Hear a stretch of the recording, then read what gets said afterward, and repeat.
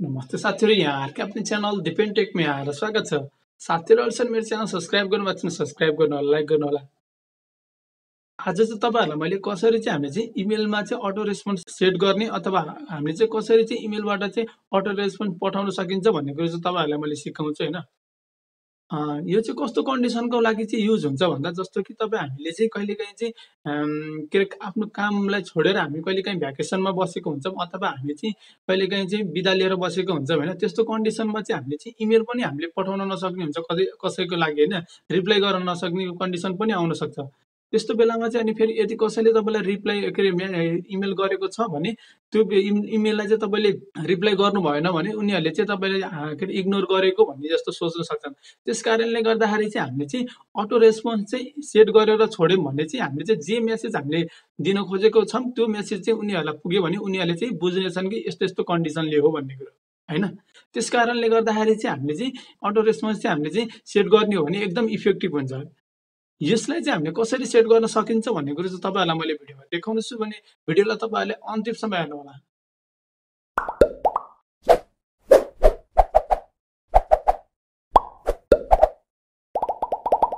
हामीले चाहिँ इमेलमा चाहिँ अटो रेस्पोन्स सेटिङ चाहिँ मिलाउन पर्ने हुन्छ सर्वप्रथम चाहिँ होइन।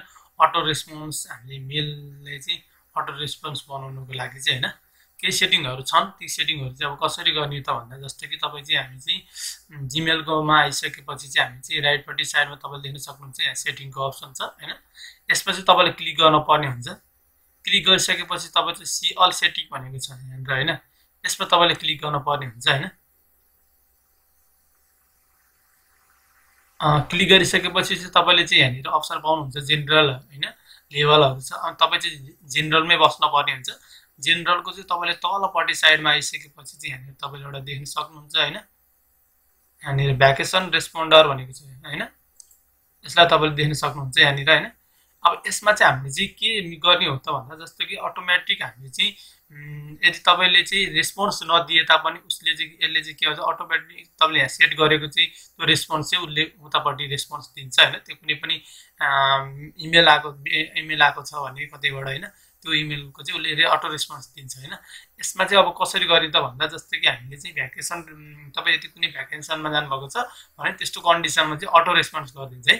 अब यहाँ हेर्नु, अब यहाँ भ्याकेसन रेस्पोन्समा चाहिँ हामीले चाहिँ अन गर्नको लागि चाहिँ यहाँनिर यसमा क्लिक गर्न पर्ने हुन्छ। यसमा क्लिक गरिसकेपछि चाहिँ फर्स्ट डे भनेको छ हाम्रो चाहिँ नोभेम्बरबाट भएको छ भने होइन। अब यसमा चाहिँ यहाँ मैले चाहिँ अब नोभेम्बर भने चाहिँ अब यहाँबाट हिजोबाट गराएँ मैले होइन। यसमा चाहिँ हिजोबाट गराएँ र अब त्यसपछि लाएर हामीले चाहिँ लास्ट डे सुरुको दिन कुन हो कहिलेबाट चाहिँ सुरु गर्ने होइन, त्यतिखेरको टाइमबाट गराउन सकिन्छ। हामीले अटो रेस्पोन्स स्टार्ट गराउन सकिन्छ। जस्तो कि अब यहाँनिर लास्ट डे भनेको छ कहिलेसम्मलाई गराउन चाहनुहुन्छ तपाईँले होइन। अब जस्तो कि यहाँनिर 18 भएको छ, 18 भनेपछि तपाईँले अझै बढाउन चाहनुहुन्छ भने यहाँ क्लिक गरेर तपाईँले 19 बनाएँ मैले होइन, त्यसरी नै बढाउन सक्नुहुन्छ। अथवा घटाउन चाहनुहुन्छ भने त्यही अनुसारले घटाउन सक्नुहुन्छ। अब यस तपाईँको यो त्यसको सब्जेक्ट चाहिँ के हो, तपाईँ के कारणले चाहिँ तपाईँ यहाँनिर दिन सक्नुहुन्छ होइन, सब्जेक्ट दिन सक्नुहुन्छ त्यही अनुसारले। अब जस्तो मैले चाहिँ म भ्याकेसनमा छु भन्छु होइन आई एम अन भ्याकेसन होइन, आइएम अन भ्याकेसन भनेको छु मैले। त्यसपछि लाएर चाहिँ मैले चाहिँ यहाँनिर केही पनि लेखिनँ त्यस्तो होइन, सरी सर और ma'am, hello sir ma'am I am on vacation भने होइन। त्यसपछि लाएर यस्तो दिएँ। अनि तलपट्टि आइसकेपछि तपाईँले देख्न सक्नुहुन्छ only send a response to people in my contacts भनेको छ। अब तपाईँलाई मेल गर्ने भनेको त तपाईँको कन्ट्याक्टमा भएकोले मात्रै मेल गर्दैन, अरूले पनि गर्न सक्छन् होइन। तिनीहरूलाई पनि तपाईँले चाहिँ के अरे मेल रिप्लाई गर्न चाहनुहुन्छ भने अटो रेस्पोन्स दिन चाहनुहुन्छ भने तपाईँले चाहिँ यहाँ टिक नलगाउनु होला, त्यत्तिकै छोडिदिनु पर्ने हुन्छ। तपाईँले चाहिँ यिनीहरूलाई मात्र आफ्नो कन्ट्याक्टमा भएकोलाई मात्र दिन चाहनुहुन्छ भने मात्रै तपाईँले यसमा चेक लगाउनु होला, नत्र भने यत्तिकै छोड्दा ठिक हुन्छ है। अनि त्यसपछि चाहिँ तपाईँले के गर्न पर्ने हुन्छ भने अन छ यहाँनिर होइन, सबै कुरो ठिक छ। त्यसपछि हामीले चाहिँ यसलाई सेभ चेन्ज गर्छौँ।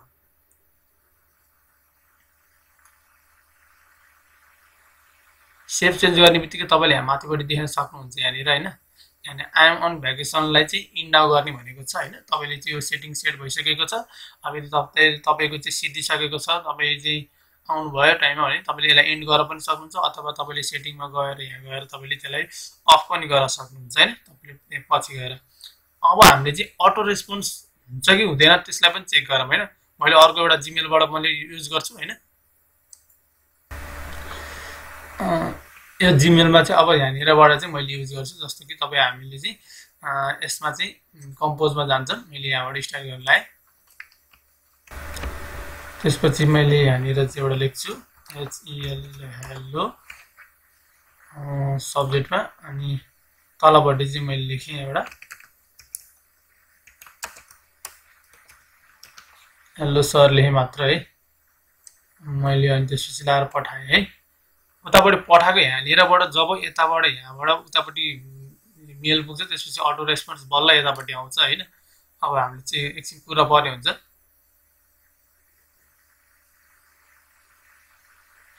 यहाँ देख्न सक्नुहुन्छ उतापट्टिबाट आइसक्यो अटो रेस्पोन्स भयो। आई एम अन भ्याकेसन भनेर सब्जेक्ट पनि आएको छ। तपाईँले चाहिँ hello sir ma'am I am on vacation भनेर तपाईँलाई अटो रेस्पोन्स आएको छ होइन।